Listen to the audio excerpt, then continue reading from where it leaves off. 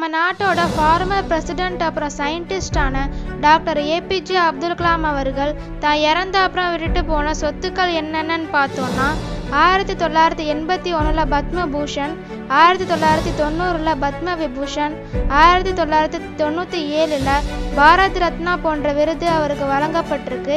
இது மட்டும் இல்லாமல் 30 யூனிவர்சிட்டி அவருக்கு டாக்டரேட் பட்டம் கொடுத்துருக்காங்க. அவர் தன்னோட தனிப்பட்ட சொத்துக்கள்னு பார்த்தோம்னா 2500 புத்தகங்கள், ஒரு கைகடிகாரம், 6 ஷர்ட், 4 பேண்ட், 3 சூட்ஸ், அப்புறம் ஒரு செட் ஆஃப் ஷூ வச்சிருந்திருக்காரு. டாக்டர் அப்துல் கலாம் அவர்கள் தன்னோட பெயர்ல எந்த விதமான சொத்துக்களுமே வாங்கலையாம். ஏன் யாராச்சும் பரிசு பொருள் கொடுத்தா கூட அதை வாங்க மாட்டாராம். அவர் தன்னோட வீட்டில் ஃப்ரிட்ஜ், டிவி, கார், ஏசின்னு எந்தவித லக்ஸரி பொருட்களுமே வாங்கி வைக்கல. அவர் தன்னோட கடைசி காலம் வரைக்கும் அவர் எழுதிய புத்தகங்கள்லேருந்து வர வருமானத்தை வச்சும் கவர்மெண்ட் தந்த பென்ஷனை மட்டும் வச்சுமே வாழ்ந்திருக்காரு.